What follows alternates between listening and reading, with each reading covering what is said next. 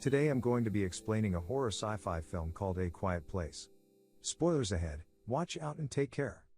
The first introduction we have with the Abbott family is in an abandoned supermarket. The entrance is shown with a poster board with countless missing person papers, giving some context to the apocalypse. People went missing and society wasn't able to save everyone. Slowly and quietly, we are introduced to the characters. The little boy scuttling through the aisles is Bo, the youngest and most vulnerable of the family. Regan is the deaf older daughter keeping watch. The older woman Evelyn, clearly the mother of these children, is looking through the pharmacy and tending to another young boy named Marcus who is visibly ill. Regan looks at her mother. Evelyn, using American Sign Language, communicates to Regan that Marcus will be fine. Regan walks over to Bo while he is drawing a rocket ship on the floor. She praises his drawing and he signs to her that's how they are going to get away, and she looks a little sad at his escapism. Bo walks away and tries to get a rocket ship off a high shelf and it falls. Regan lunges to catch it before it hits the ground. Panting from her physical movement and fear, Regan looks up with the rocket ship in hand to see her father Lee walking into the store. Lee tells Bo to go find his mother. They look through Lee's findings. Regan then picks up an unopened handy tool. He brought it back for her and she thanks him. Evelyn and Marcus walk over and tell them it's time for them to leave before it's dark. The younger boy walks to them with the rocket ship and the father looks at him as if he is holding a gun. He carefully takes the toy, removes the batteries, and puts it to the side. The father kneels down and signs to the boy that it is too loud. Evelyn then holds his face with pity and smiles at him. Regan, after the parents and Marcus leave, hands him the rocket ship and winks at him. She leaves and the boy shoves the batteries in his pocket. The family walks off barefoot into the street and they make their way into the woods. The family is then peacefully walking over a bridge. Lee is carrying Marcus, Evelyn behind him, then Regan, then Bo. Regan can't hear everything so she doesn't know immediately what's going on. Regan only sees her parents stop and look mortified.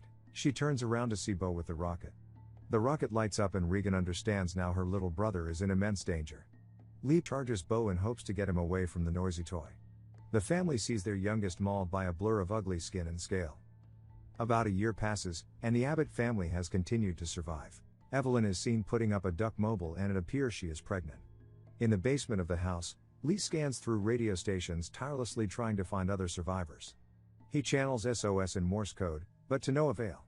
He watches over his family with video cameras placed all over the farm. Regan reluctantly gets Lee for dinner. Lee and Regan's relationship isn't what it used to be. They say grace in silence and finish their food. The kids are playing a board game and Regan accidentally tips over an oil lamp and it catches fire on the ground. Lee lunges over with a blanket and puts the fire out. He slowly gets up and hopes the noise they have created doesn't attract one of the monsters. A sharp noise is heard and the family is frozen in terror. Lee looks out the small window and a family of raccoons falls from the roof. Everyone is relieved though, this shows the constant fear they live in. Later, Lee is seen working on another hearing aid for Regan in his workshop. Evelyn walks down with headphones on and hugs her husband. They share a tender moment dancing with each other and she puts one of the buds in his ear. The couple ponders their unborn son together. It is apparent they are very anxious to bring another life into the world. The next day, Evelyn monitors her blood pressure and keeps track of the days she's been pregnant. According to her calendar, she is due in a few more weeks. Later, Regan attempts to go into her father's workshop but Lee stops her. She is very upset he doesn't trust her. He gives her a new amplifier for her cochlear implant as a peace offering, but she refuses to put it on. Sometime later, Evelyn is helping Marcus with math homework. Evelyn reminds him to carry the 3 and praises him for his work. Lee comes in and signs him it's time to go on a trip outside of the farm. Marcus pleads with his mother not to make him go, but she calms him. Marcus is deathly afraid of the monsters. She jokes about eventually being old and gray and needing to be taken care of at some point. Evelyn reminds Marcus that his father will always protect him and that he needs to learn wilderness skills to survive. They are about to head out. Marcus signs to his father he doesn't want to go. Regan steps up and says she will go in his place. Lee tries to explain to her that she needs to stay and look after her pregnant mother. She reiterates that she wants to go. Lee says no again and she storms off in frustration. Evelyn looks disappointed in her husband, hands crossed. He signs to Evelyn next time sheepishly and leaves with Marcus. Regan returns to her room with frustration. She calms down and takes a seat on her bed. She takes the black amplifier she had on off, and puts the new white one her father had made her. Maybe if she could hear, her father would be able to rely on her more. She activates the device and snaps her fingers by her ear. It does not work and she is crushed. Emotionally, she quickly starts packing her bag. She slows down and puts an unknown object with a cloth protecting it in her pack and leaves to an unknown destination. Lee and Marcus are seen by a riverbed checking on traps they have placed. Evelyn is doing laundry in the house. She carries 2 big bags full and makes her way up the stairs. On her way up, one of the bags gets caught on a nail. She pulls on it and it finally breaks free, although the nail is left protruding out of the wood. Back to Lee and Marcus, we see them under a waterfall and they sit. Lee suddenly howls under the cascade and Marcus flinches. Audibly, Lee tells Marcus, "You're alright, I promise." These are the first real spoken words in the entire movie. Marcus understands and howls under the waterfall as well. Marcus verbally asks, "Why didn't you let her come?" He wonders if it was because of Bo. They talk about the incident and Regan's regret about the toy. Regan has made her way to Bo's grave. She pulls out the rocket that killed Bo. Regan cuts a wire on it and turns on the toy. Lee says he loves his daughter and it wasn't anyone's fault. Marcus says he should communicate that to Regan. Suddenly, Lee stops and Marcus sees an old man that is visibly disturbed. Marcus looks down to see what appears to be this old man's wife, clawed to shreds. Lee motions for him to be quiet, but the man doesn't want to live anymore.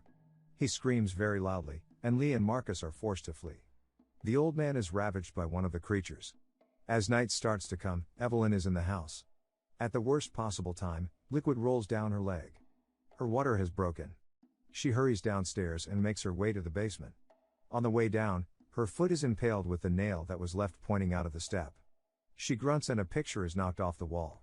Unable to scream, she crouches down in pain and lifts her foot from the step. She then hobbles to turn the light switch that will alert her family. She grabs a wind-up timer, knowing a monster has hurt her, and begins to deal with her labor in silence. She hides behind a shelf and observes the nasty creature make its way into the basement. The monster's head opens up to a fleshy ear canal. The wind-up timer goes off across the room and Evelyn escapes upstairs to the bathroom. Lee and Marcus stop and Lee tells Marcus that he needs to make a really big noise to help his mother. Marcus runs through the cornfields to light fireworks that they have set up prior. Evelyn is struggling to keep quiet as she is giving birth and the creature is in the hallway next to her. Just as she is about to let out a scream, Marcus is able to light up the fireworks that create a huge amount of noise that draws the creature out of the house. Lee is able to find Evelyn and their baby in the shower and carries them into their soundproof cellar at the barn. He hurries them down and pulls the mattress over the entrance.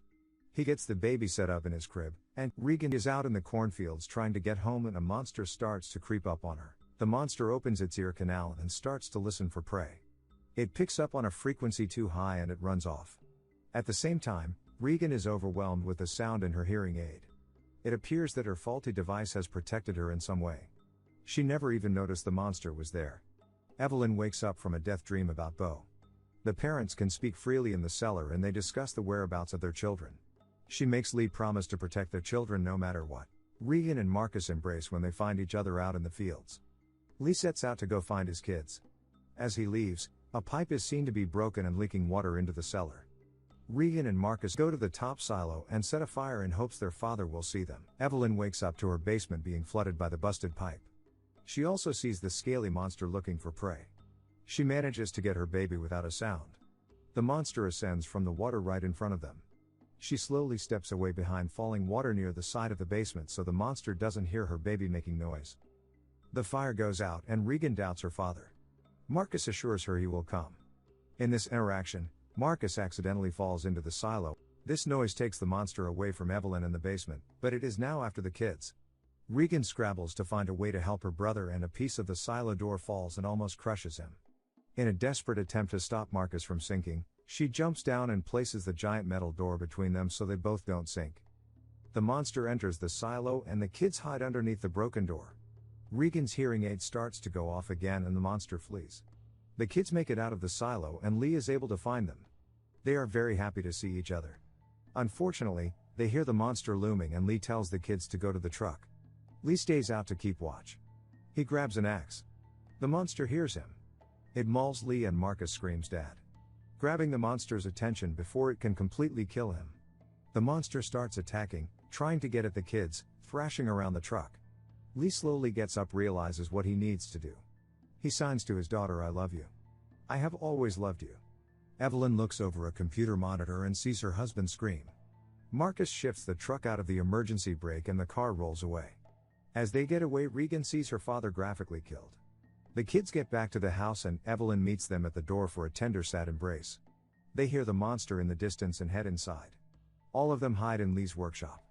Regan, finally able to see her father's work, the monitors, his whiteboard of information on the monsters, his giant radio, and most importantly his work on her hearing aids.